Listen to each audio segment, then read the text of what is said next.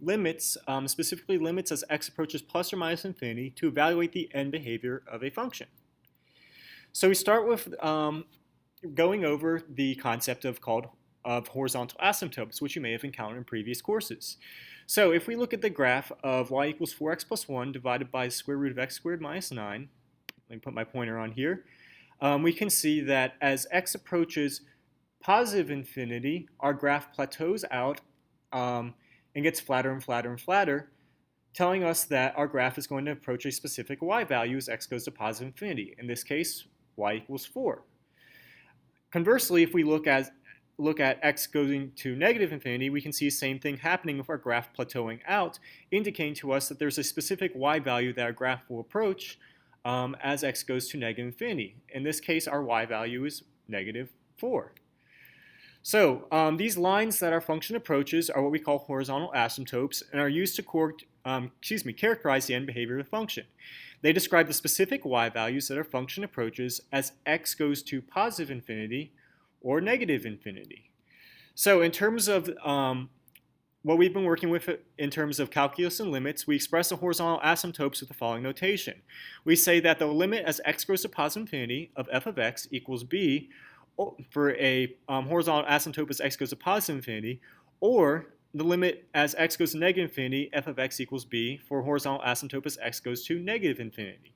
So for the example here, how we'd write the horizontal asymptotes is we would say that the limit as x goes to positive infinity of f of x equals 4, and the limit as x goes to negative infinity, f of x equals negative 4. So horizontal asymptotes. A function does not have a horizontal asymptote if 1, the function does not exhibit a tendency towards a specific y value as x goes to positive infinity or x goes to negative infinity, or 2, if the function grows, that should say grow, not growths. Again, I went to college for physics and math, not English. Whoops. If a function grows without bound, does x goes to positive infinity or x goes to negative infinity? So if our function doesn't plateau out and exhibit a tendency to go towards a specific y value, there won't be a horizontal asymptote. So some examples of this include the sine function and cosine functions. We see as sine functions and cosine functions exhibit a periodic behavior where they keep repeating themselves over and over and over again over some certain periods. So as a result, they're never going to plateau out and reach a specific y value because they're going to keep repeating this oscillatory behavior as x goes to positive and negative infinity. So we can't say for sure what specific y value they reach because they never reach a specific y value. And then for exponential growth, we see this x goes to positive infinity, our function grows without bound.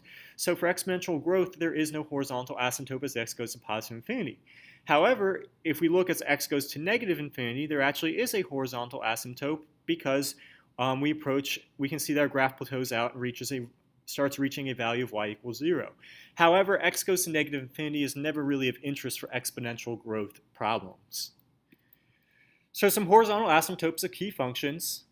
For the reciprocal function, if we look at the graph of the reciprocal function, we see as x goes to positive infinity and x goes to negative infinity, we see that our graph plateaus out and flattens to a y value of 0. So for reciprocal function of the form 1 over x to the nth power, where n is greater than 0, the function will approach 0 as x approaches positive or negative infinity, and that got left out when I copied these from my notes. Okay, but we can see as x approaches positive or negative infinity right here, the reciprocal function will approach 0. Okay? Oh, nope, here it is. So horizontal asymptotes of reciprocal functions as x approaches plus or minus infinity, the reciprocal function will always approach 0. For the exponential decay function a to the negative x power, the function will approach 0 as x approaches positive infinity. What we see happening right here, because that's the idea behind exponential decay, is it decays and approaches a y value of 0 as x gets larger and larger and larger, but not as x goes to negative infinity, which we see happening right here, okay? So for exponential decay, you'll have a horizontal asymptote of y equals 0 as x goes to plus infinity, as that defines what exponential decay is. And then here's our horizontal asymptote for the exponential decay function right here. Finding horizontal asymptotes using the leading term test. Okay, so if we look at the polynomial 4x cubed plus 6x squared minus 5x plus 6 here, which is represented by the red curve, we can evaluate its end behavior by using what's called leading term test. Specifically, the idea behind a leading term test is that the leading term, the term with the highest power in a polynomial, will dominate the end behavior, since the highest power will grow faster than all other terms. So as a result, what we can focus on is the 4x cubed part, which is what we see with the blue curve. The blue curve is the curve of 4x cubed, neglecting all the other terms. So what we can see here is that 4x cubed and the polynomial p of x have the same end behavior. Specifically, as x cubed goes to positive infinity, or excuse me, as x goes to positive infinity, x cubed also goes to positive infinity, which makes sense because as x grows, x cubed is going to continue to grow. And likewise, we can see that as x goes to negative infinity, we can see that our function, both p of x and 4x cubed go to negative infinity, due to the fact that the negative sign can be factored out. X to an odd power, when you plug in a negative value for x, is going to be negative as a result. So this forms the basis for what we call a leading term test. So what we do is we're looking at a rational function, just like we done with the polynomial here. We reduce the numerator and denominator to strictly leading terms, okay? Meaning that we focus on the highest order terms and neglect everything else, okay? If x goes to negative infinity, working with a negative infinity is quite weird to work with, so what I prefer to do is we're going to replace x in the function with negative x, okay? So what that does is this accounts for the negative and allows us to evaluate and allows us to flip the script by evaluating the limit as x goes to positive infinity. So we get rid of the negative by swapping x for negative infinity, or excuse me, x for negative x, which allows us to evaluate as x goes to positive infinity instead, which is easier to work with, as you'll see in the examples. And then lastly, we simplify and evaluate the remaining limit. This sounds a little bit esoteric in practice, as usual when I highlight these steps, but when we apply them in practice, it's not too bad. So example 1, degree of numerator is less than degree of denominator. Okay, so we want to determine the horizontal asymptotes of f of x equals 4x cubed minus 6x divided by x to the fifth plus 9x squared. So as x goes to plus infinity and x goes to negative infinity, we can do the first step together. What we're going to do is focus on a leading term, specifically 4x cubed in a numerator and x to the fifth in the denominator.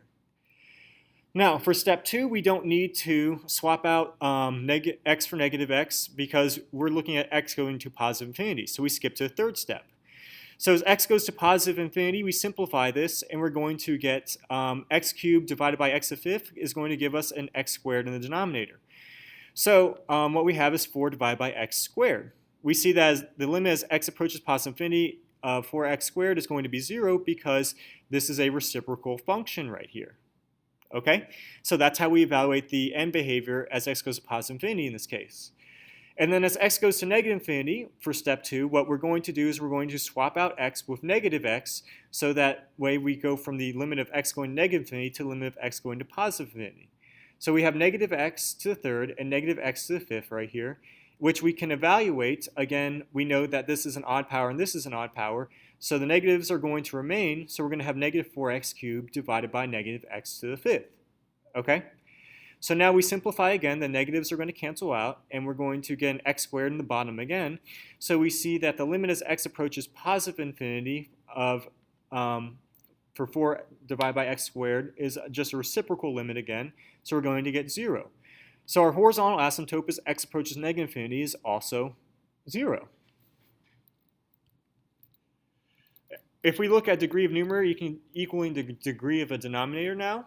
Okay, let's say we're trying to determine the horizontal asymptotes of f of x equals 8x to the fourth plus 6x minus 2 divided by 32x to the fourth plus 2x cubed. So again, we apply the first step. We focus on leading terms. 8 divided by x to the fourth, or 8x to the fourth divided by 32x to the fourth is the leading term for both as x goes to plus infinity and negative infinity. For x going to positive infinity, again, we skip to the third step. We see that as x goes to positive infinity, we can cancel out the x to the fourth terms, and we get 8 divided by 32, giving us 1/4 as our horizontal asymptote as x goes to positive infinity.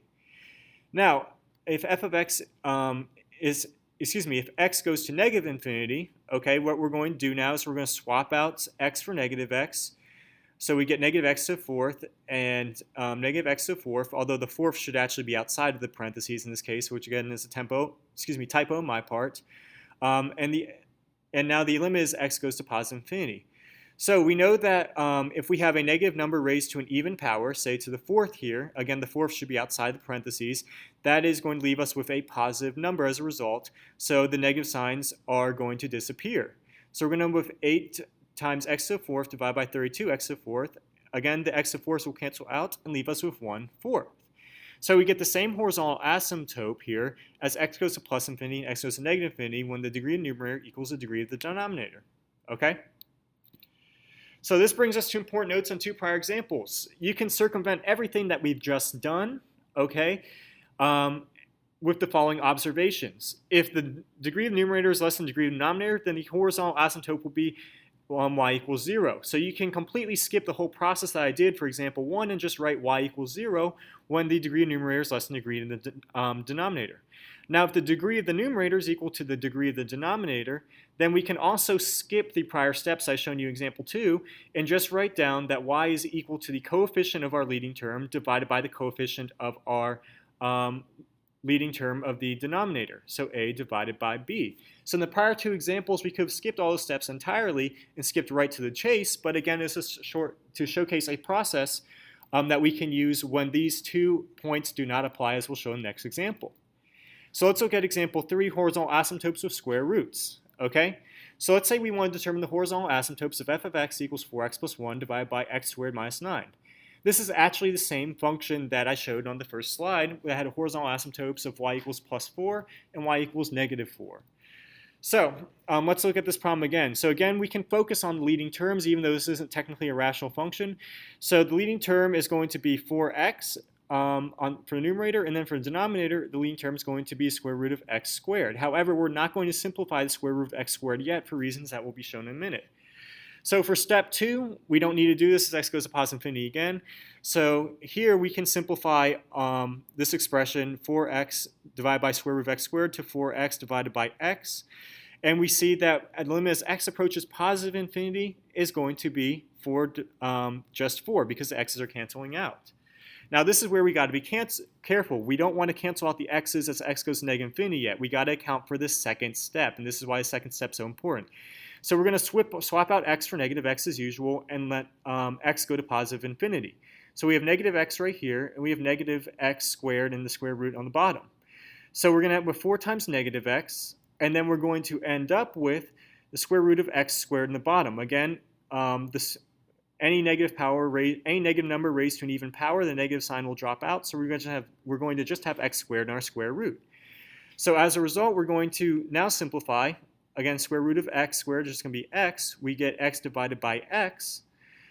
But now, because we have this negative 4 resulting here from step 2, we're going to get negative 4 as our horizontal asymptote as x approaches negative infinity. So we can see that the second step has very important consequences when we're dealing with square roots, which we must account for. And we see that we get plus 4 as x goes to positive infinity and negative 4 as x goes to negative infinity for horizontal asymptotes, confirming what we saw on our first slide. And this is the main concept and problem-solving process for end behavior.